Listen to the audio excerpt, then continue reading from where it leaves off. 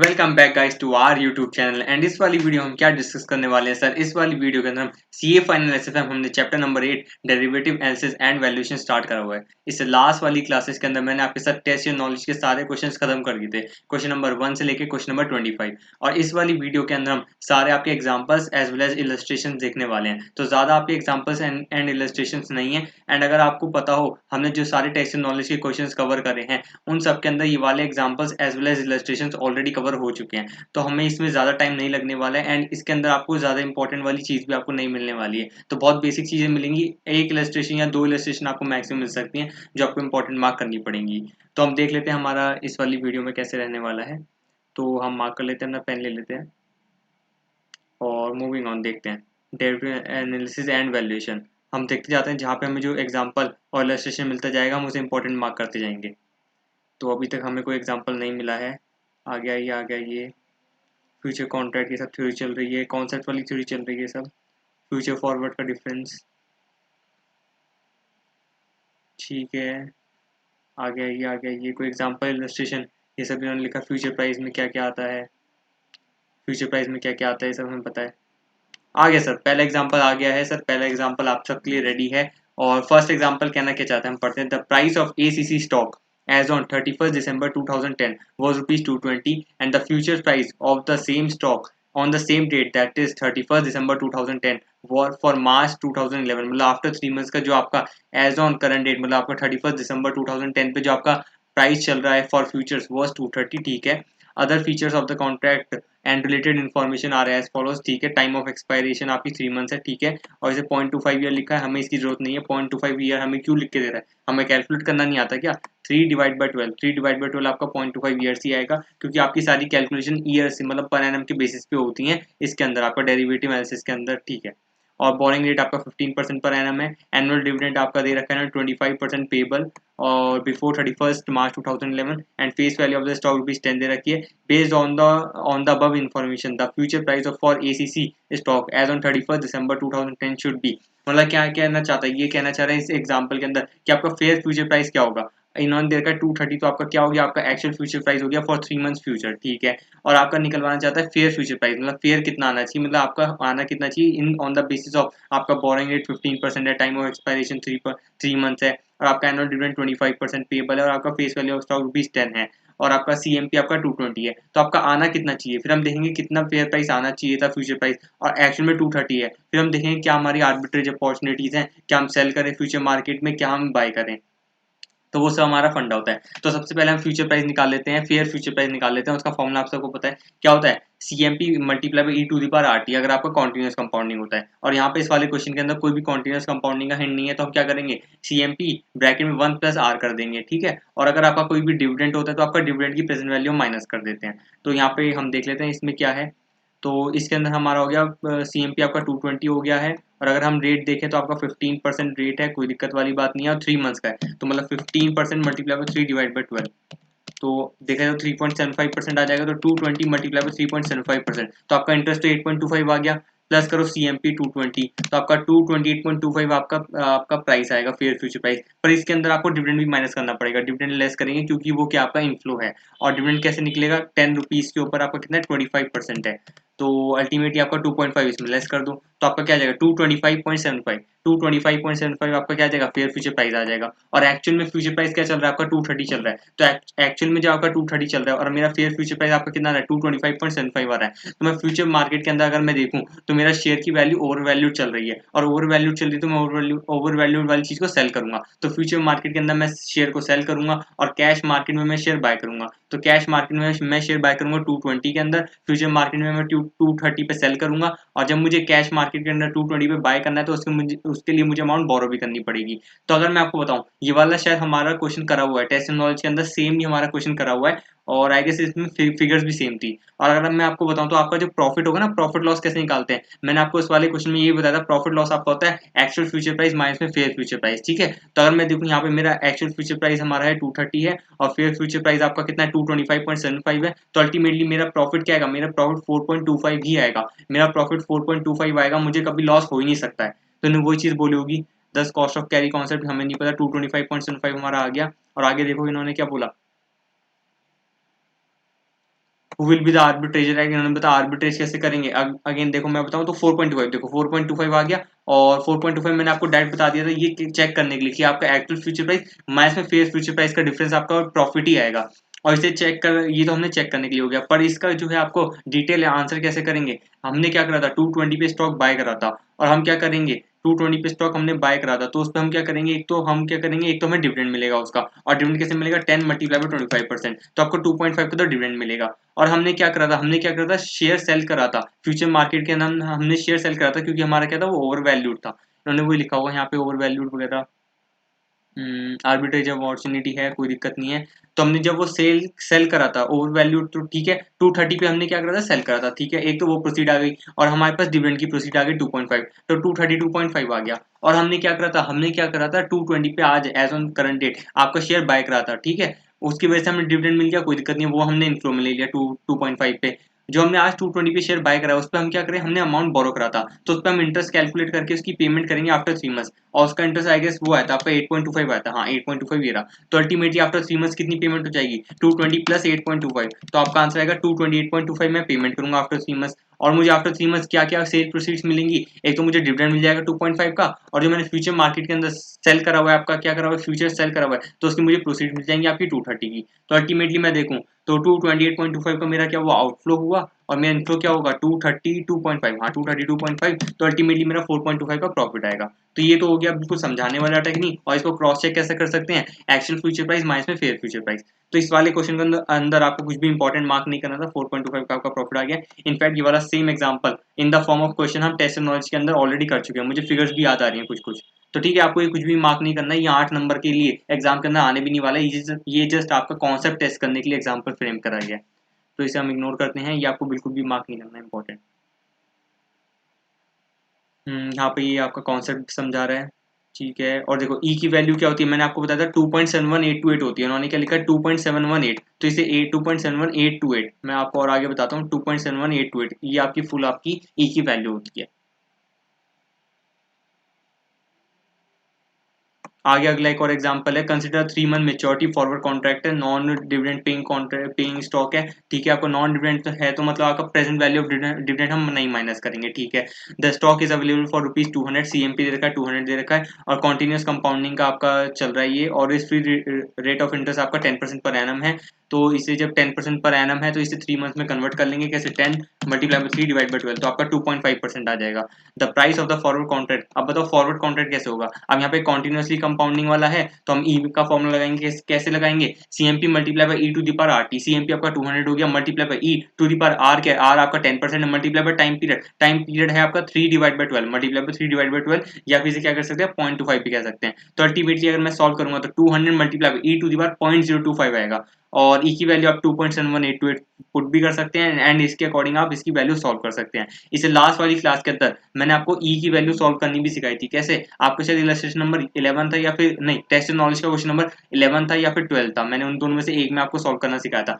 2.71828 आएगा, तो अगर मैं देखूं यहाँ पे 200 multiply by 2.71828 to the power 0.025, तो 2.71828 को अगर मैं देखूं तो मैंने इसकी वैल्यू आपसे निकलवाई है अंडर रूट 19 टाइम्स, 1 2 3 4 5 6 7 8 9 10 11 12 13 14 15 16 17 18 19 -1 करते हैं, और फिर हम देखते हैं जो पावर है सेम ट्रीटमेंट होता है, यहाँ पे पावर मल्टीप्लाई में और वो कितनी आएगी 0.025 आएगी, तो मैं मल्टीप्लाई करूंगा, मल्टीप्लाई 0.025, और उसके बाद क्या करेंगे +1 करेंगे, और फिर मल्टीप्लाई इक्वल टू 7 बार, मतलब multiply equal to at the same time, मतलब दोनों को एक साथ दबाना है, और कितनी बार 19 टाइम्स दबाना है, 1 2 3 4 5 6 7 8 9 10 11 12 13 14 15 16 17 18 19, तो आपका 1.02531301442 आपका ये ई की वैल्यू जो हमने ये वाली सॉल्व करी ये आ गया, तो इसके अंदर 200 मल्टीप्लाई कर दो, आपका आंसर आ जाएगा 205.06 2602884, या फिर इसे 2.205.06 भी कह सकते हैं, तो हमारा वही आ गया 205.06।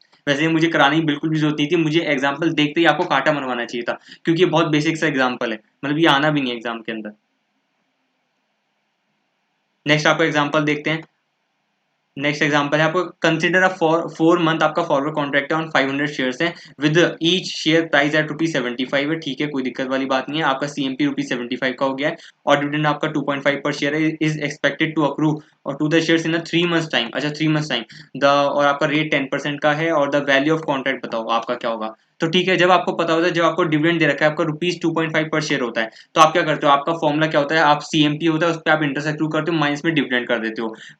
बट आप तभी करते हो जब आपका डिविडेंड और जो आपका ये वाला आपका कॉन्ट्रैक्ट होता है वो आपका सेम मंथ्स का हो। जैसे ऊपर वाले क्वेश्चन के अंदर हमने देखा था 3 मंथ्स का आपका क्या था, आपका कॉन्ट्रैक्ट था, जैसे मैं आपको दिखाऊं 3 मंथ्स का आपका डिविडेंड था।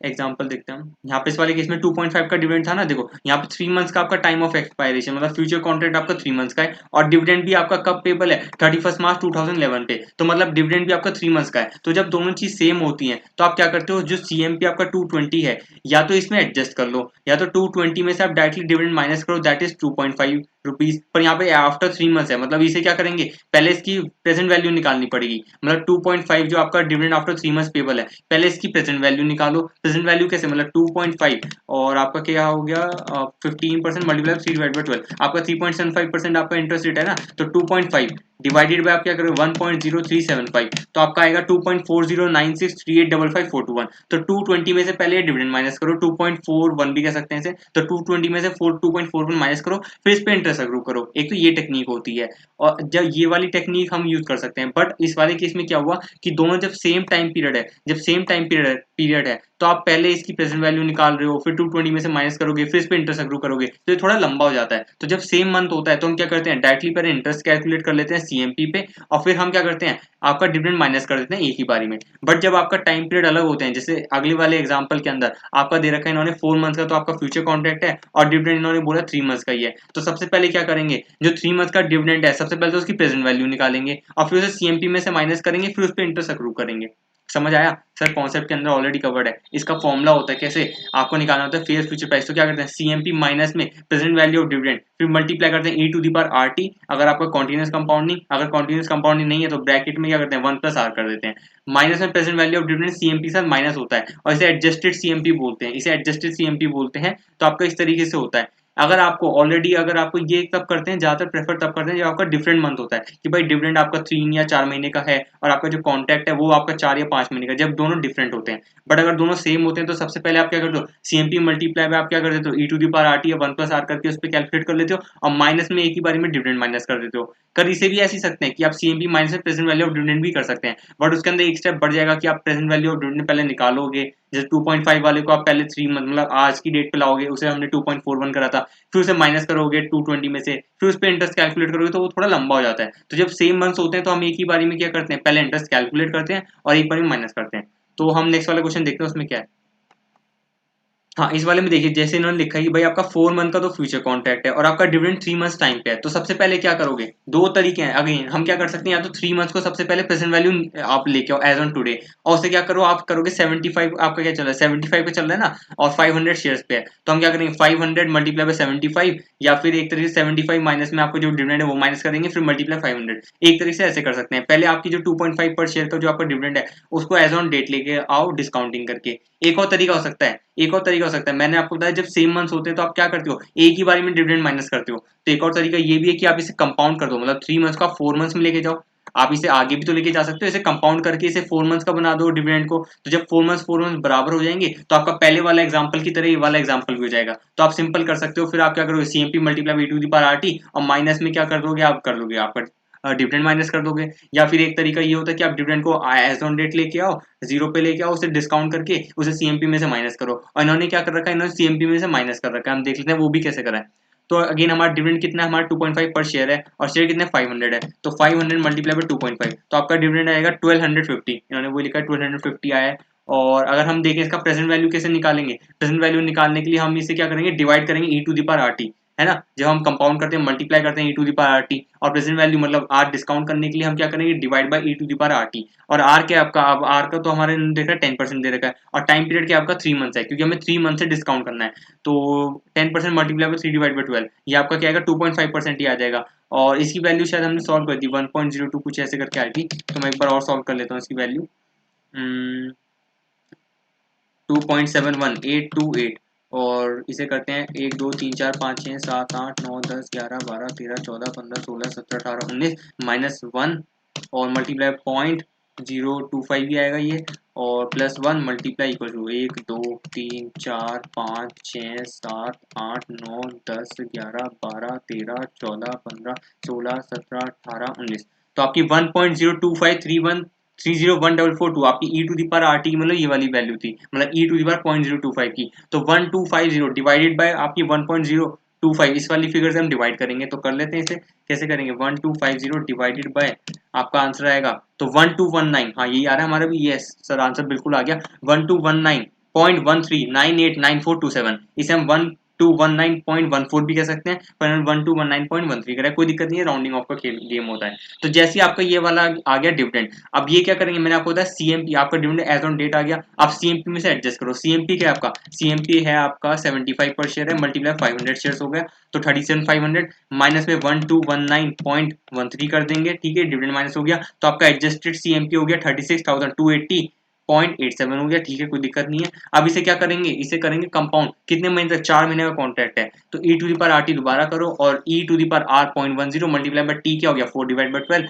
तो अल्टीमेटली 0.033 हो जाएगा। तो इसकी दोबारा ई की वैल्यू निकालो 2.71828। मुझे इतनी बार ई की वैल्यू निकालनी पड़ रही है क्योंकि एग्जाम्पल आपको समझाने के लिए, एग्जाम के अंदर आपको गिवन होगी 2.71828 मल्टी, इसे अंडर रूट करो 19 टाइम्स, 1 2 3 4 5 6 7 8 9 10 11 12 13 14 15 16 17 18 19 -1 मल्टीप्लाई बाय, आप क्या करेंगे, अब 0.033 है, 0.03333 इसे लिख दो यहाँ पे, और फिर क्या करो +1 करोगे, मल्टीप्लाई इक्वल टू 19 टाइम्स, 1 2 3 4 5 6 7 8 9 10 11 12 13 14 15 16 17 18 19, ये आपका 1.033890 ऐसे करके आपका आंसर है। इसे मल्टीप्लाई कर दो किसके अंदर, 33 कुछ करके आंसर था ना, क्या था, 36,280 था, ठीक है, आपका आंसर आ जाएगा 37,510.4467,104, और इनका क्या आ रहा है 37,498.11, ठीक है, वो तो हमने फुल डेसिमल पॉइंट्स तक कैलकुलेशन करी है ना, इस वजह से हमारा डिफरेंस आ रहा है 12 रुपए के आसपास का डिफरेंस आ रहा है हमारा, और वो भी इसी वजह से आ रहा है क्योंकि हमने फुल डेसिमल पॉइंट तक कैलकुलेशन करी है। जब आप इसकी अप्रोक्सीमेटली आपका 2 या 3 डेसिमल पॉइंट्स है, जिसमें 2 तक करी है,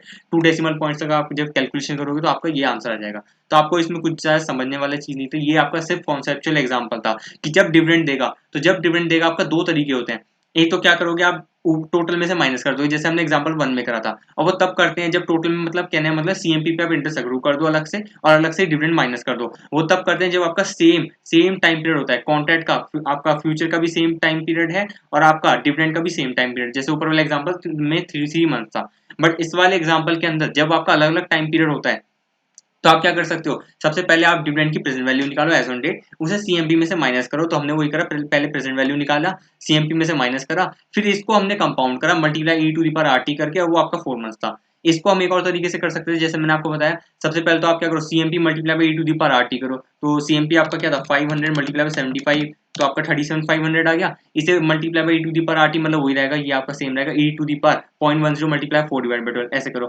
माइनस में जैसे हमने ऊपर वाले एग्जांपल में करा था कि अलग से इंटरेस्ट अक्रू करा, अलग से डिविडेंड माइनस करना है, तो जब अलग से आपको डिविडेंड माइनस करना है तो आपके लिए उसको सेम मंथ्स में लेके आना पड़ेगा। सपोज जैसे 4 मंथ्स का कॉन्ट्रैक्ट है तो आपको 4 मंथ्स पे डिविडेंड लाना पड़ेगा। तो एक और तरीका ऐसा कर सकते हैं, प्रेजेंट वैल्यू ना निकालने की जगह आप 3 मंथ्स का जो है आपका डिविडेंड, उसे आप 1 मंथ आगे और बढ़ा दो, 4 मंथ्स पे लेके जाओ, तो आप क्या करोगे 2.5 का जो आपका डिविडेंड है इसमें मल्टीप्लाई करोगे, ई टू दी पावर आर आपका 0.10 रहेगा, मल्टीप्लाई बाय टी क्या हो जाएगा 1/12। इस तरीके से आप इसकी आप क्या निकालोगे, फ्यूचर वैल्यू निकालोगे, तो आपका टोटल बेस में आप वैसे ही माइनस कर सकते हो। एक बार करके देखना, आंसर सेम आएगा, दोनों का सेम आएगा, अलग आ जाए ऐसा हो नहीं सकता सर, मेरा नाम बदल देना, ठीक है। अगर आपका आंसर नहीं आ रहा तो कमेंट सेक्शन में लिखो, 110% आंसर आएगा ही आएगा। तो ये दोनों तरीके मैंने आपको बता दिए, जब भी डिविडेंड होगा इसका कैसे ट्रीटमेंट करना है, और ये बहुत ही ज्यादा इंपॉर्टेंट है, बहुत ज्यादा इंपॉर्टेंट है, इस एग्जाम्पल के लिए नहीं, बड़े क्वेश्चन के लिए, बड़े क्वेश्चन के लिए जब आएगा ना तो आपको डिविडेंड का ट्रीटमेंट करवाएगा, और तब घंटी बच जानी चाहिए जब अलग अलग मंथ हो, डिविडेंड का अलग मंथ हो और आपका जो फ्यूचर का कॉन्ट्रैक्ट का है वो अलग मंथ हो। जब अलग मंथ होगा तो दो तरीके होते हैं, या तो प्रेजेंट वैल्यू करके माइनस करो, या फिर आप इसका फ्यूचर वैल्यू निकालो, टोटल माइनस कर दो, दो तरीके हो जाते हैं, ठीक है, याद रखना बहुत ज्यादा इंपॉर्टेंट है।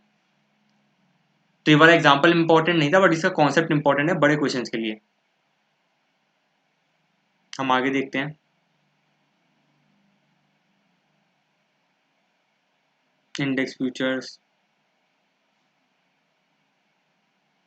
नेक्स्ट आपका एग्जांपल आ गया। नेक्स्ट एग्जांपल है कंसीडर द फॉलोइंग। अच्छा, करंट वैल्यू ऑफ इंडेक्स दे रहा है 1400 दे रहा है, और आपका डिविडेंड 6% दे रहा है, और आपका इंटरेस्ट रेट 10% दे रखा है, और 3 मंथ्स फॉरवर्ड कॉन्ट्रैक्ट की वैल्यू बताओ। तो आपका वही होता है CMP multiply by e to the power r t, और यहाँ पे क्या दे रखा है, डिविडेंड आपको परसेंटेज में दे रखा है। पहले हम क्या करते थे, सीएमपी में से माइनस कर रहे थे प्रेजेंट वैल्यू निकाल के।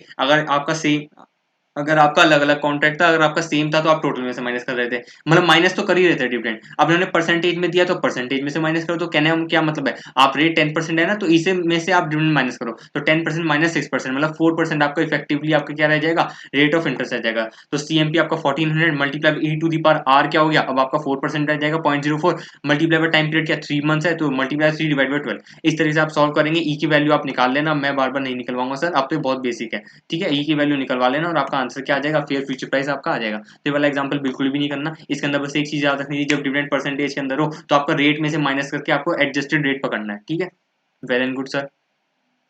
आगे देखते हैं।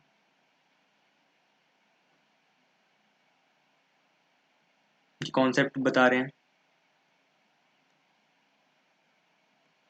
कॉन्सेप्ट चल रहे हैं, ये सब कॉन्सेप्ट चल रहे हैं। ठीक है, तो हम देखते हैं आगे हमारा कौन सा एग्जाम्पल है। ये वाला एग्जाम्पल भी आपको बिल्कुल भी नहीं करना है। ये वाला आपका थ्योरेटिकल एग्जाम्पल है। एक बार मैं जो कह रहा हूँ वाला आप काट दीजिए। ये वाला एग्जाम्पल बिल्कुल भी नहीं आने वाला एग्जाम पे, और ये है भी नहीं इम्पोर्टेंट। ठीक है, इससे बढ़िया बढ़िया एग्जाम्पल हमारे पास है। ये वाला इम्पोर्टेंट बिल्कुल भी नहीं है, और ना ही ये वाला एग्जाम में आने वाला है। ठीक है, हम देखते हैं आगे क्वेश्चन। आगे से हमारा पेज नंबर 22 पे है, मैंने मुझे याद तो आ रहा है। हाँ देखिए, हमारा पहला इलस्ट्रेशन आ गया है। और अगर मैं आपको बताऊं, ये वाला इलस्ट्रेशन आपका सिमिलर है। आपका टेस्ट नॉलेज के अंदर हमने एक क्वेश्चन करा था, क्वेश्चन नंबर आई गेस 23 था। हाँ, क्वेश्चन नंबर 23 था, जिसके अंदर 20% अप 20% डाउन ऐसे करके सीएमपी हुए थे, और 2 पीरियड्स का ही था। उसके अंदर 1 ईयर था। यहाँ पे क्या दे रखा है, 2 पीरियड्स हैं और आपके 6 मंथ्स ईच के हैं। तो सेम क्वेश्चन है, इसके अंदर हम क्या करते हैं, सबसे पहले प्रोबेबिलिटी निकालते हैं हर एक नोट की, और हर एक नोट पे आप क्या निकालते हैं, ओपी निकालते हैं। फिर प्रोबेबिलिटी से मल्टीप्लाई करते हैं ओपी को, आपका एक्सपेक्टेड ओपी आता है। फिर से डिस्काउंट करके हर एक नोट की आप क्या निकालते हो, फिर वैल्यू ऑफ ओपी निकालते हो, और इनिशियल लेवल पे भी आप ओपी की वैल्यू निकालते हो। तो ये तो बिल्कुल सेम है आपका, इसमें कुछ भी नहीं करना। हम देख लेते हैं। सबसे पहले हम देखते हैं इसमें क्या हो गया, 30 का 33, मतलब 10% हो रहा है, 10% राइज हो रहा है, 10% फॉल हो रहा है।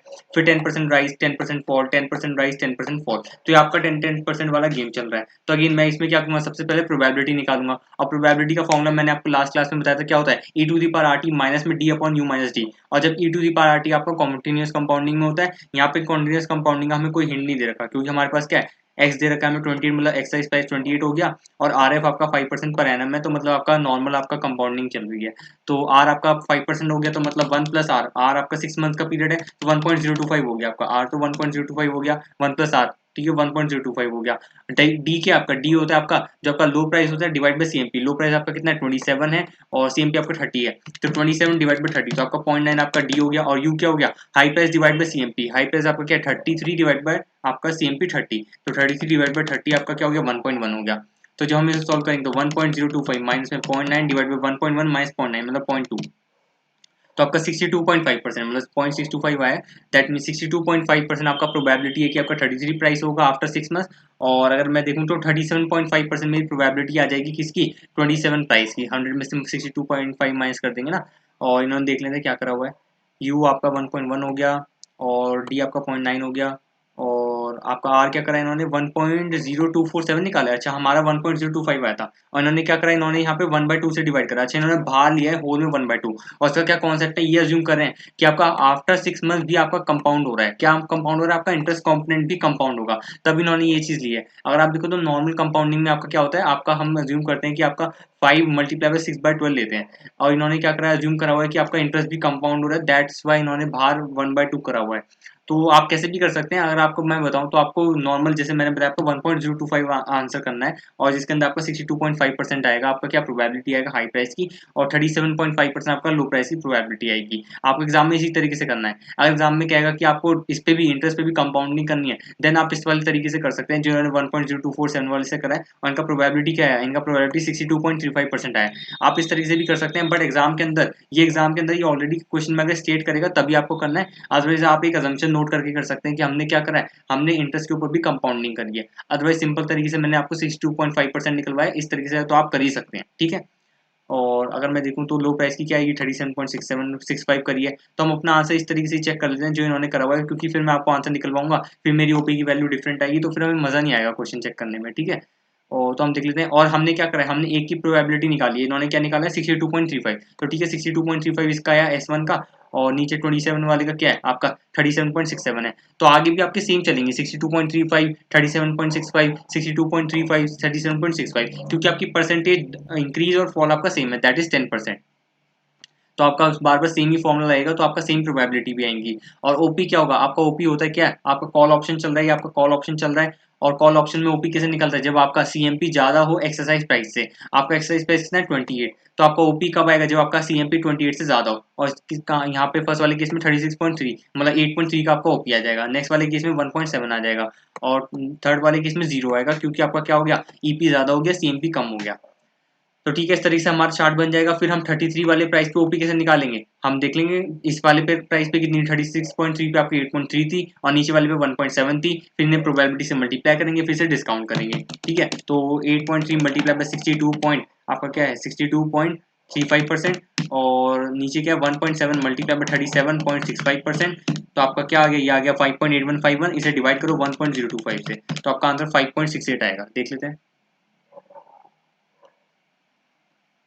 देखिए 5.68, इन्होंने 5.68 निकाला, वही करा 8.3 मल्टीप्लाई क्या करा, प्रोबेबिलिटी जो कि 62.35 है, और 1.7 इसकी प्रोबेबिलिटी से मल्टीप्लाई करा 37.65। तो आपका क्या आ गया, आफ्टर आपका 1 ईयर है, इसे 6 मंथ्स वाले पे लाना है, तो इसे क्या करेंगे, डिस्काउंट करेंगे फॉर 6 मंथ्स, तो 1.025। सिमिलरली हम देखेंगे 1.03 कैसे निकला, तो वही निकला इन्होंने 1.7 मल्टीप्लाई बाय 62.35%, और ये आपका 1.05995 आ गया, और 0 मल्टीप्लाई बाय आपका 37.65%, वो तो 0 ही आना है, तो 1.05995 डिवाइड करेंगे इसे किससे, 1.025 से, तो आपका आंसर आएगा 1.03409756097, तो इसे 1.03 भी कह सकते हैं, तो आ गया। और 3.84 कैसा आया आपका 5.68 मल्टीप्लाई बाय 37 आपका 62.35%, और 1.03 मल्टीप्लाई बाय 37.65%, तो आपका ये आएगा आपका 3.929275, इसे डिवाइड करो 1.025 से, तो आपका आंसर आ जाएगा 3.833, या फिर इसे 3.84 भी कर सकते हैं, ठीक है। तो आपका ये आंसर आ गया, देखो 5.68, 1.0341, 3.83, आपका सेम आंसर है, कोई दिक्कत वाली बात नहीं है, ठीक है। मूविंग ऑन, ये बहुत सिंपल क्वेश्चन था, ये मैंने आपको फास्ट फास्ट इसलिए करवाया क्योंकि इसे मैं ऑलरेडी लास्ट क्लास के अंदर एक्सप्लेन कर चुका हूँ, तो इसके अंदर कुछ करने वाली चीज नहीं थी, और आपको भी इंपॉर्टेंट में मार्क नहीं करना है। आप सेम टाइप के दो क्वेश्चन थोड़ी इंपॉर्टेंट मार्क करोगे, एक क्वेश्चन कर लिया, दूसरे के अंदर सेम सिर्फ कैलकुलेशन आपका क्या हुआ, सिर्फ इन्होंने फिगर ही तो चेंज करनी है, अदरवाइज तो कैलकुलेशन हमारी सेम ही रही थी।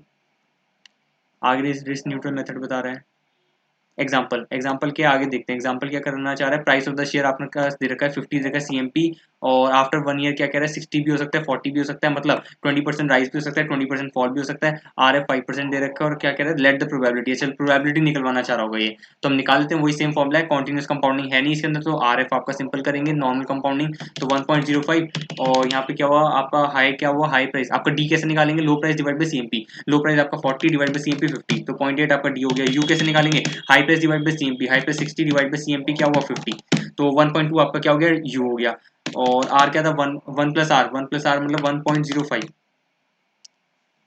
1 ईयर का है ना, हाँ तो 1.05 माइनस में आपका डी हो गया 0.8 डिवाइड बाई 1.2 माइनस में 0.8 मतलब 0.4, अच्छा तो आपका आएगा 62.5%, तो वो कह रहा 0.625, हाँ प्रोबेबिलिटी 0.625 आ गया। और इसे जब सॉल्व करेंगे तो प्रेजेंट वैल्यू इन्होंने क्या निकाली है, प्रेजेंट वैल्यू इन्होंने ओपी की निकाली होगी, ओपी अगर हम देखें तो इनका क्या कॉल ऑप्शन का है, क्या है यहाँ पे देखते हैं एक बार, कुछ नहीं लिखा तो कॉल ऑप्शन नहीं होगा, ठीक है। तो जब कॉल ऑप्शन कब करते हैं, जब ईपी से क्या हो, जब ईपी से ज्यादा हो आपका क्या सीएमपी, तो इस वाले केस में सीएमपी 60 आ रहा है, और ईपी भी अज्यूम कर लेते हैं 50 है, शायद इसमें 50 है, इसमें कुछ मिसिंग फिगर चल रही है, बट चलो कोई नहीं, हम अज्यूम कर लेते हैं। नॉर्मली आपका क्या होता है आपका सेम ही होता है ईपी और सीएमपी, नॉर्मली ऐसा माना जाता है, क्योंकि आपका प्रिंसिपल ऑफ कन्वर्जेंस वाला रूल भी लग जाता है, बट अलग भी हो सकता है। तो इस वाले क्वेश्चन में सिंस हमारी फिगर्स नहीं है तो हम 50 अज्यूम कर लेते हैं। तो जब 60 प्राइस होगा तो आपका 10 ओपी आ जाएगा, और जब 40 होगा तो आपका 0 पी हो जाएगा, क्योंकि हम एक्सरसाइज ही नहीं करेंगे। तो 10 को मल्टीप्लाई करो प्रोबेबिलिटी से, मतलब 10 मल्टीप्लाई बाय 62.5%, और 0 मल्टीप्लाई बाय 37.5, तो उसमें तो कुछ आना ही नहीं है, डिवाइड करेंगे इसे, क्या करेंगे आप कैसे करेंगे, डिस्काउंट करने के लिए डिवाइड करना पड़ेगा 1.05 से, तो आपका आंसर आ जाएगा 5.95, तो ये आ गया आपका आंसर। तो अगेन ये भी बहुत सिंपल था, आपको ये वाला एग्जाम्पल नहीं करना है, ये बस मैंने आपको फटाफट दिखा दिया है। इलस्ट्रेशन 2, ये क्या कहना चाहता है, अगर मैं आपको बताऊं, ये आपका इलस्ट्रेशन नंबर, आपका क्वेश्चन नंबर 24 है, ये आपका सेम है, सेम आपका इलस्ट्रेशन है, सेम आपका क्वेश्चन नंबर 24 है, और 13.96 आपका फेयर वैल्यू ऑफ ओपी था, और प्रोबेबिलिटी आपकी 28.48 थी। तो मैं आपको क्वेश्चन नंबर 24 आपका लास्ट क्लास में आपको करवाया था, तो ये एग्जाम्पल आपका जो इलस्ट्रेशन नंबर 2 है सेम वही है, तो आपको ये नहीं करना, एक क्वेश्चन सेम, इसमें तो फिगर्स भी सेम है, तो हम दोबारा नहीं करने वाले हैं, ठीक है। इलस्ट्रेशन नंबर 2 आप काट दीजिए, ब्लैक एंड स्मॉल मॉडल आ रहा है। नाउ मूविंग ऑन, आपका इलस्ट्रेशन नंबर 3 आ गया है, और इलस्ट्रेशन नंबर 3 क्या है, ये आपका बहुत इंपॉर्टेंट इलस्ट्रेशन है, बहुत ही ज्यादा इंपॉर्टेंट है, हम देख लेते हैं। The shares of TIC limited are currently price at 415, ठीक है। मैं आपको फटाफट करवाऊंगा, क्योंकि ये क्या होता है, फॉर्मुला बेस्ड क्वेश्चन होता है, और लास्ट क्लास के अंदर मैंने आपके साथ क्वेश्चन नंबर 25 के अंदर बहुत ही ज्यादा टाइम लगाया था, जिसके अंदर मैंने आपको 1 टेल टेबल, 2 टेल टेबल, आपको नेचुरल लॉगिन सबकी तरीके से मैंने आपको फॉर्मुला बेस्ड क्वेश्चन आपको सॉल्व कराया था, BSM model, black and small model. इसके अंदर एक आपका थर्ड वाला पार्ट है या फिर सेकंड वाला पार्ट आएगा, वो बहुत इंपॉर्टेंट है, हम देख लेते हैं क्या है वो। तो आपका CMP आपको दे रखा है 415 दे रखा है, कॉल ऑप्शन है, 3 मंथ्स का टाइम पीरियड है, और आपका एक्सरसाइज प्राइस आपको 400 दे रखा है, RF 5% पर एनम है, स्टैंडर्ड डेविएशन आपका 22% है, और आपकी assumption जो भी है that it is not going to declare any dividend over the next 3 months, ठीक है। डिविडेंड नहीं है, अगर डिविडेंड होता तो क्या करते, एडजस्टेड CMP करते, कैसे करते, CMP में से डिविडेंड माइनस करते, प्रेजेंट वैल्यू ऑफ डिविडेंड। और ये क्या कहना चाहता है, बताओ, is it the worth option buying for ₹25? अच्छा, ₹25 आप आज इसका रेट चल रहा है, तो आप फेयर वैल्यू ऑफ ऑप्शन निकाल लो, और कौन सा है, BSM वाला आपका मॉडल होगा ये वाला, ठीक है।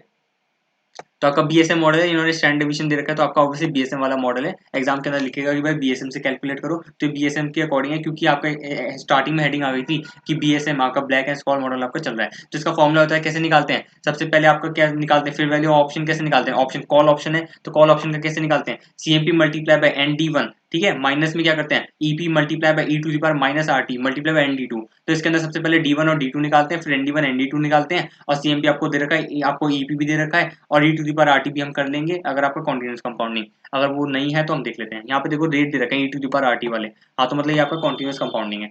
तो सबसे पहले तो आप वही फॉर्मुला आपका ND1 ND2 निकालो। D1 का फॉर्मुला क्या होता है, D1 का फॉर्मुला क्या होता है, नेचुरल लॉग CMP अपॉन में EP, ठीक है, CMP अपॉन में EP, फिर क्या करते हैं आपका, और natural log CMP upon EP, फिर प्लस करते हैं R, ठीक है, फिर प्लस करते हैं आपका क्या होता है, SD स्क्वायर अपॉन में 2 करते हैं, फिर मल्टीप्लाई क्या करते हैं, आपका मल्टीप्लाई करते हैं, टाइम पीरियड करते हैं, अपॉन में क्या करते हैं, SD मल्टीप्लाई बाय √T करते हैं। तो इस तरीके से फटाफट हम सॉल्व करते जाते हैं। तो CMP 415 डिवाइडेड बाय आपका क्या हो गया, आपका एक्सरसाइज प्राइस आपका 400, तो 1.0375, इसका नेचुरल लॉग क्या है, आपको दे रखा है, ऑलरेडी दे रखा है 0.03681, ठीक है, प्लस R क्या हो गया, R आपको हो गया पर एनम में देखते हैं 0.05, और प्लस क्या करेंगे, SD स्क्वायर मतलब 22% आपका 0.22 हो गया, इसका स्क्वायर करेंगे तो 0.0484, इसे डिवाइड बाय 2 करेंगे तो 0.0242, प्लस आपका R था 0.05 था, मल्टीप्लाई करेंगे टाइम पीरियड, टाइम पीरियड क्या है इसका, 3 मंथ्स है, क्या है इसका, हाँ 3 मंथ्स ही है, तो मतलब ये 0.25 हो गया ना, मल्टीप्लाई बाय 3 डिवाइड बाय 12, तो 0.25 हो गया, मल्टीप्लाई 0.25, तो आपका 0.01855, और ऐड कर देंगे 0.03681, तो न्यूमरेटर आपका 0.05536 आएगा। देखते हैं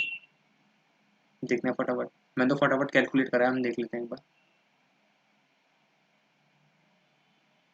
ये क्या 0.05536, नहीं तो अच्छा अलग अलग लिखा हुआ है ना इन्होंने, 0.03681 तो हमारा आ गया था नेचुरल लॉग, और 0.01855, हाँ ठीक है, 0.03681, 0.01855, हाँ हमारा आंसर सही आ गया, ऊपर न्यूमरेटर सही आ गया। डिनोमिनेटर कैसे करेंगे, SD मल्टीप्लाई बाय √T, और T क्या था आपका 0.25 ईयर्स निकाला था मैंने, ठीक है, इसे अंडर रूट करेंगे, मल्टीप्लाई मतलब 0.5 आ गया, मल्टीप्लाई क्या करेंगे, SD आपका 0.22, तो आपका 0.11 आपका डिनोमिनेटर आ गया, तो सॉल्व कर लो, 0.03681 प्लस 0.01855, तो आपका आया था 0.05536 डिवाइड बाई 0.11,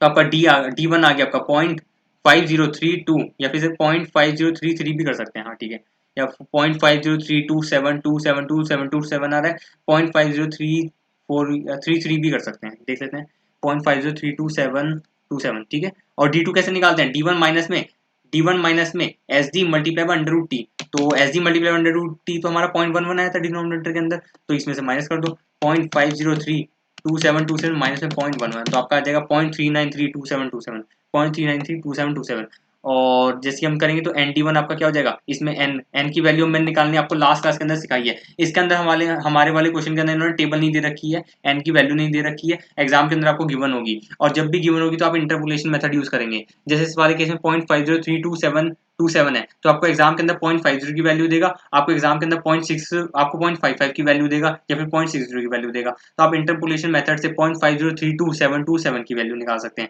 सिमिलरली आपको एग्जाम में आपको इस एग्जाम के अंदर 0.35 की वैल्यू देगा और आपको 0.4 की वैल्यू देगा, तो आप 0.3932727 की इंटरपोलेशन मेथड से निकाल सकते हैं। मैं इस वाले क्वेश्चन में फटाफट आपको देख लेता हूँ इन्होंने वैल्यू क्या निकाल रखी है। इसको मैंने कैलकुलेट करवाया आपको टेबल वैल्यू से क्वेश्चन नंबर 25 के अंदर लास्ट क्लास के अंदर, और आपको एग्जाम में भी टेबल वैल्यू गिवन होगी। इस वाले क्वेश्चन में गिवन नहीं है, इस वजह से मैं आपको विद द हेल्प ऑफ इनका जो सॉल्यूशन है इसमें से मैं देख लेता हूँ इन्होंने क्या वैल्यू निकाली है। 0.6928 निकाली है ND1 की, और ND2 की इन्होंने क्या निकाली है 0.6529 निकाली है, कोई दिक्कत नहीं। और वैल्यू ऑफ ऑप्शन क्या हो गया, CMP 415 था, मल्टीप्लाई बाय ND1 क्या आया 0.6928 आया, माइनस में EP आपका क्या था 400 था, मल्टीप्लाई e माइनस RT, इसे डिवाइड में भी ला सकते हैं, अपॉन में e RT, आपका ठीक है e रहेगा, मल्टीप्लाई टू दी पावर आपका r क्या है, r आपका था क्या था, आर आपका 0.5 था 0.05 था, आपका 5% है ना 0.05, मल्टीप्लाई बाय टाइम पीरियड आपका 3 मंथ्स था आपका, तो मल्टीप्लाई बाय 3 डिवाइड बाय 12 मतलब 0.25, तो 0.05 मल्टीप्लाई बाय 0.25, तो आपका ई की value e to the power 0.0125 आएगा। क्या इसकी वैल्यू दे रखी है, और मल्टीप्लाई बाय ND2 तो करना ही है, ND2 आपका है 0.6529, तो e टू द पावर 0.0125 की वैल्यू दे रखी है क्या इन्होंने, देखते हैं। दे रखी है e टू द पावर 0.0125 की वैल्यू दे रखी है 1.012578, तो वो यहाँ पुट कर देंगे, वो लिखा है इन्होंने 1.012578, तो हम सॉल्व कर लेते हैं। 415 मल्टीप्लाई बाय 0.6928 और माइनस में क्या करेंगे 400 डिवाइडेड बाय 1.012578 और मल्टीप्लाई बाय क्या करेंगे 0.6529, इसे माइनस कर दो, आंसर क्या आएगा 29.60 कर दो, 29.60, ठीक है। और देखो इन्होंने नीचे क्या करा है ND1 मतलब ND2 निकाला है, तो 0.39327 कैसे निकाला, टेबल से देखा, देखो 0.39 वाली वैल्यू दी, 0.4 वाली वैल्यू दी, ये 0.35 भी दे सकता है, आपका 0.3 आपका 0.30 भी दे सकता है, कुछ भी दे सकता है एग्जाम के अंदर। तो फिर इन्होंने क्या करा, डिफरेंस वगैरह करा, मतलब इंटरपोलेशन मेथड यूज करा इन्होंने, और देखो लिखा भी है यूजिंग इंटरपोलेशन मेथड यूज करा, और फॉर द डिफरेंस इन्होंने निकाला, डिफरेंस की वैल्यू 0.0012 आया, इसे ऐड कर दिया हुआ इन्होंने किसके अंदर 0.39 के अंदर, जो इसकी वैल्यू 0.6517 है, तो 0.6517 प्लस इन्होंने डिफरेंस की वैल्यू 0.0012 निकाली है, तो वो ऐड करो तो 0.6529, तो 0.6529 आपकी ND2 की वैल्यू आई है। सिमिलरली ND1 की भी इस तरीके से हम निकाल देंगे, और वही देखो स्टेप 5 में लिखा है कि ऐड कर दो डिफरेंस को इसके अंदर। तो और इन्होंने बताया वैल्यू ऑफ ऑप्शन हम क्या करेंगे, एक्सरसाइज करेंगे या नहीं करेंगे। हमने देखा था आपका मार्केट प्राइस तो आपका 25 चल रहा था और हमारा प्राइस क्या था 27.60 आया था, तो हमारा प्राइस ज्यादा मार्केट के अंदर कम है, तो मार्केट में क्या हुआ इसकी वैल्यू क्या है आपकी कम है, तो अंडर वैल्यू वाली चीज को बाय कर लेते हैं, वही लिखा हुआ इन्होंने, देखो अंडर प्राइस है तो अंडर वैल्यू को हम बाय कर लेते हैं, तो it is hence worth buying, तो आप बाय कर लो। Now moving on to second part, second part क्या कहना चाहता है, calculate the value of aforesaid call option based on the BSM model if the current price is 380। अच्छा आपने करंट प्राइस 380 कर दिया तो कोई दिक्कत नहीं है, सब चीज के अंदर जो भी आपका करंट प्राइस 415 था 415 की जगह 380 पुट कर दो, आपका आंसर रिवाइज हो जाएगा। तो अगर मैं देखूं दोबारा नेचुरल लॉ की वैल्यू चेंज हो जाएगी, CMP अपॉन में एक्साइज प्राइस था ना, तो CMP 380 divide by excise price क्या था आपका 400, तो ये आपका 0.95 आएगा। देखो वही नेचुरल लॉ 0.95 की वैल्यू दे रखी है माइनस 0.05129 दे रखी है, आप सिमिलरली इसको आप पुट कर दो। तो सेकंड वाला पार्ट मैं आपको होमवर्क देना चाह रहा हूँ क्योंकि इसमें कुछ भी नहीं है, तो इसमें कुछ भी नहीं है, आपको नेचुरल लॉ की वैल्यू निकल जाएगी और इस तरीके से D1 D2 भी रिवाइज हो जाएंगे, फिर उनकी वैल्यू भी निकलेगी। तो D1 D2 हम देख लेते हैं इन्होंने क्या निकाला है, सिर्फ एक आपका वो नेचुरल लॉ की वैल्यू चेंज होगी, नेचुरल लॉ सिर्फ आपका नेचुरल लॉ चेंज होगा और बाकी सब आपका सेम रहेगा। तो D1 D2 सिर्फ नेचुरल लॉ की वजह से आपका चेंज आने वाला है, बाकी तो सब कुछ सेम ही है इसके अंदर, टाइम पीरियड सेम है, रेट ऑफ परसेंटेज सेम है, एसडी सेम है, तो देखो वही लिख कर है ना उन्होंने, देखो एसडी वगैरह सब कुछ सेम है, टाइम पीरियड सब सेम है, बस यहाँ पे 380 आ गया, पहले 415 था अब 380 आ गया, उसके अकॉर्डिंग हमने देखा तो हमारा नेगेटिव ND1 आ गया और हमारा नेगेटिव ND2 आ गया। तो मैंने लास्ट क्लास में आपको बताया था हमारे पास क्वेश्चन नंबर 25 के अंदर नेगेटिव ND1 ND2 टेबल थी, तो हमने पॉजिटिव में कन्वर्ट करा था। तो हम देख लेते हैं इन्होंने वही चीज करी होगी, ND1 ND2 की इन्होंने वैल्यू निकाल ली है, तो आप टेबल वैल्यू दे रखी होगी तो आप ऑलरेडी कर ही लोगे, तो उसमें कोई दिक्कत वाली बात नहीं है। और आपका फिर फॉर्मूला लगा दो, फिर वैल्यू ऑप्शन निकालने के लिए CMP आपका 380 हो जाएगा, मल्टीप्लाई बाय ND1 की वैल्यू 0.3830 निकाल दी, माइनस में आपका एक्साइज प्राइस 400 था, अपॉन में e⁻RT, और वो तो आपका सेम रहना है 1.01258 रहना है क्योंकि आपका R भी सेम है आपका T भी सेम है, और मल्टीप्लाई बाय ND2 आपका क्या 0.3418 हो जाएगा। तो इस तरीके से आपका 10.52 आपकी वैल्यू हो गई है। तो कोई दिक्कत नहीं है। और इसमें डिसीजन नहीं मांगा है क्योंकि जब आपका एक्साइज प्राइस चेंज हुआ है तो आपका 25 वाला ओपी की फेयर मार्केट वैल्यू नहीं होगी, ऑब्वियसली वो भी रिवाइज होगी। तो वो इन्होंने हमसे मांगा नहीं है कि जब आप बताओ कि आप बाय करें या ना करें, क्या आपका 25 प्राइस है या नहीं है। 25 ऑब्वियसली नहीं आने वाला, वो रिवाइज होगा, वो भी रिवाइज होगा। जब CMP 380 करा है तो आपका ऑब्वियसली आपका मार्केट प्राइस भी 25 नहीं रहने वाला, वो भी आपका कम होगा, शायद वो भी 15 या फिर आपका 12 इस टाइप से आएगा। ठीक है, तो सेकंड वाला पार्ट आपको कुछ नहीं करना, सिर्फ आपका CMP चेंज होगा, जिसकी वजह से CMP जब आपने चेंज करा तो आपका क्या आया, आपका CMP चेंज होने की वजह से आपका D1 D2 रिवाइज हुआ, जिसकी वजह से ND1 ND2 की फिगर रिवाइज हुई। बाकी तो आपका पूरा क्वेश्चन सेम था।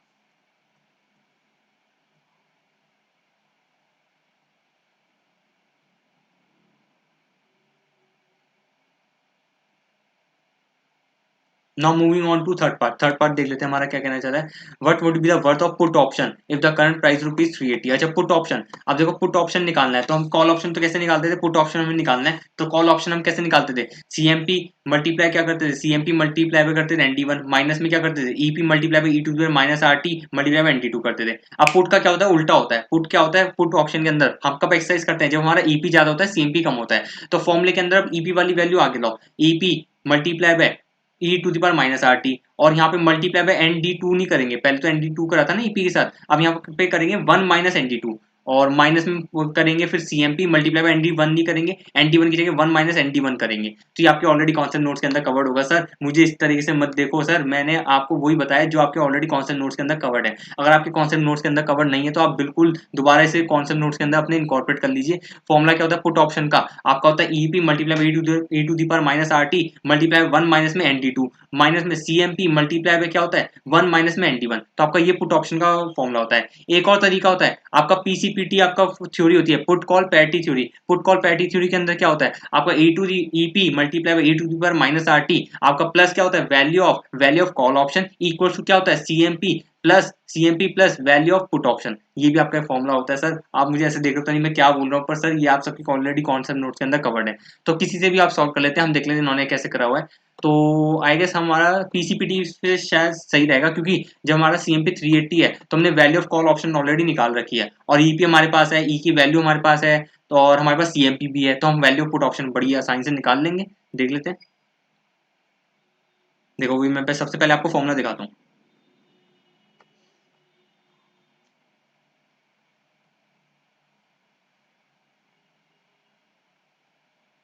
देखो वो लिखा है उन्होंने पुट कॉल पैरिटी थ्योरी, मतलब पुट कॉल पैरिटी रिलेशनशिप क्या होती है।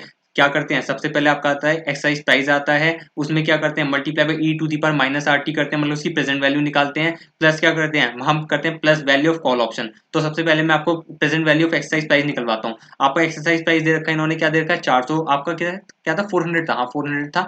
और इसकी प्रेजेंट वैल्यू निकालेंगे तो मतलब डिवाइड करेंगे E⁻RT, वो तो आपका आया था हमारा E⁻RT हमारा आया था 0.025, E⁻0.0125 था। एक बार निकाल लेता हूँ ना, 5% मल्टीप्लाई बाय आपका 3 मंथ था ना, तो 1.25 मतलब E⁻0.0125 था। उसकी वैल्यू हमें दे रखी थी 1.0 कुछ दे रखी थी, हाँ ये थी 1.01257 तो 400 डिवाइड बाय 1.01257 इस तरीके से हमारी क्या आ जाएगी 395.03 हमारा क्या आ गया एक्सरसाइज प्राइस मल्टी मतलब EP मल्टीप्लाई बाय E⁻−RT की वैल्यू हमारी 395.03 आ गया।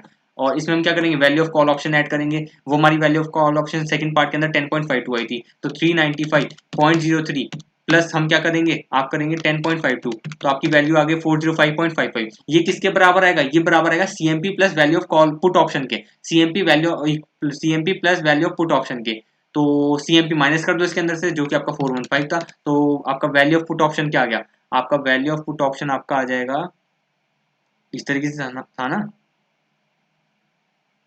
अच्छा CMP आपका सॉरी CMP आपका 415 थोड़ी था, CMP तो डिवाइस होकर आपका 380 हो गया ना, इन्होंने 415 गलत लिख दिया ना, यहाँ पे 380 लिखो, यहाँ पे गलत लिख गए, 380 था ना, हाँ तो -380 करो इसमें से, तो अब आएगा 25.55, 25.55, हाँ 25.55 आ गया ना, वैल्यू ऑफ पुट ऑप्शन आ गया। इसे आप दूसरे फॉर्मूले से भी कर सकते हो जैसे मैंने आपको बताया था, बट यहाँ पे हमारा पुट कॉल पैरिटी थ्योरी इन्होंने एक तो कॉन्सेप्ट समझा दिया, और दूसरी बात सेकंड वाले पार्ट के अंदर जब आपका 380 CMP था तो उसकी वजह से हमने वैल्यू ऑफ कॉल ऑप्शन निकाल ली थी। जब वैल्यू ऑफ कॉल ऑप्शन निकाल ली, एक्सरसाइज प्राइस की आप प्रेजेंट वैल्यू निकाल ही सकते हो, CMP आपको 380 दे ही रखा है, तो इसकी फिर फटाफट आप PCPT लगा के पुट कॉल पैरिटी थ्योरी लगा के आप वैल्यू ऑफ पुट भी निकाल सकते हो। तो मैंने आपको वही बताया EP, मैं आपको लिख भी देता हूँ EP, एक तो मुझसे लिखा है यहाँ पे जाता नहीं है, EP multiply by E⁻−RT plus value of call, मतलब मैं इसे VC लिख देता हूँ, इक्वल्स टू बराबर किसके होता है,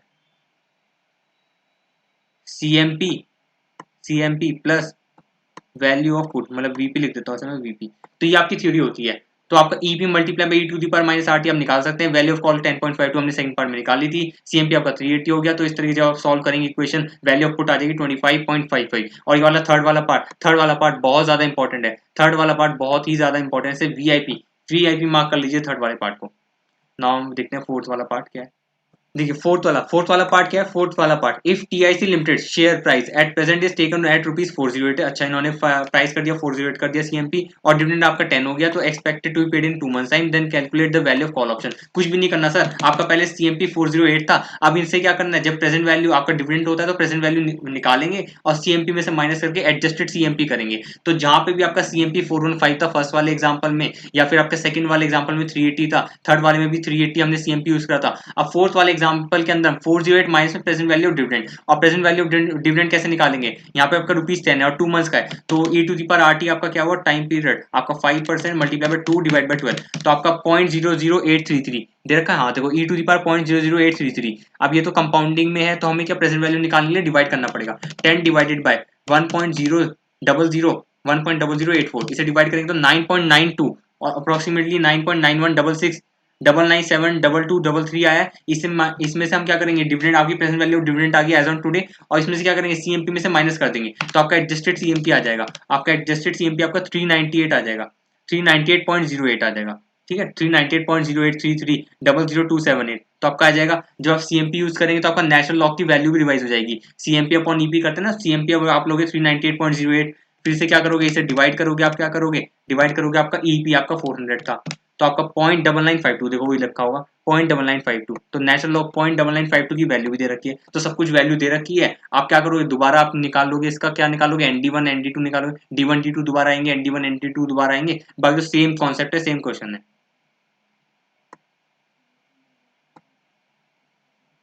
तो मैं आपको फटाफट आंसर दिखाता हूँ। Since the dividend is expected to be paid in 2 months time, तो हमें इसका क्या करना पड़ेगा, शेयर प्राइस एडजस्ट करना पड़ेगा, और BSM मॉडल में 2 मंथ्स का आपको क्या करना पड़ेगा, प्रेजेंट वैल्यू निकालनी पड़ेगी डिविडेंड की। देखो वही करा है ना, प्रेजेंट वैल्यू निकाली, 9.917 ठीक है, और आपका 398.083 करा है, कोई दिक्कत वाली बात नहीं, आपका एडजस्ट CMP हो गया। तो यहाँ पे करके आपका बस क्या करना था, नेचुरल लॉग वाली फिगर रिवाइज होगी, बाकी ये सब तो सेम है। आपका R सेम था, SD सेम था, आपका टाइम पीरियड सेम है, सब कुछ सेम है, सब कुछ सेम है, बस आपका D1 रिवाइज होगा, वो भी किस वजह से, क्योंकि आपका CMP रिवाइज हो गया, और फिर आपका D2 रिवाइज होगा। इसकी वैल्यू आप निकाल सकते हो, टेबल वैल्यू आपको क्वेश्चन में देगा, जैसे ND1 की वैल्यू 0.5498 और ND2 की वैल्यू 0.5060 आ गया, फिर आप निकालो, फॉर्मूला लगा लो। CMP आपका क्या आया था, 398.083 निकाला था हमने ऊपर, मल्टीप्लाई बाय ND1 आपका 0.5498, माइनस में EP आपका 400, अपॉन में क्या करेंगे e⁻RT, वो आपका 1.0 करके था ना, 1.012578 था, मल्टीप्लाई बाय ND2 की वैल्यू हमने 0.5060 निकाली। जब आप इसको सॉल्व करेंगे तो आपका 18.98 आपका क्या आ जाएगा, वैल्यू ऑफ कॉल ऑप्शन आ जाएगा। तो ये वाला क्वेश्चन आपका बहुत ज्यादा इंपॉर्टेंट क्वेश्चन था। इसके अंदर आपको एक तो PCPT वाली थ्योरी निकलवाई है, और ND1 ND2 आपके ND2 जब नेगेटिव आते हैं उसके अकॉर्डिंग उन्होंने कैलकुलेशन करवाई थी, तो वो तो जब आपको टेबल के अंदर देगा तभी आप कर पाएंगे। हेजिंग विद कमोडिटी डेरिवेटिव्स आ गया, और आगे आगे आगे देखते हैं, आगे आगे आगे आजा टेस्ट नॉलेज। तो ठीक है सर, हमने सारे क्वेश्चंस कर लिए हैं, तो टेस्ट नॉलेज आ गया। टेस्ट नॉलेज के हमने सारे क्वेश्चंस कर लिए, हमने सारे एग्जांपल्स कर लिए, हमने सारे इलस्ट्रेशंस कर लिए, तो सारे डेरिवेटिव एनालिसिस एंड वैल्यूएशन हमने सारे क्वेश्चंस कर लिए हैं।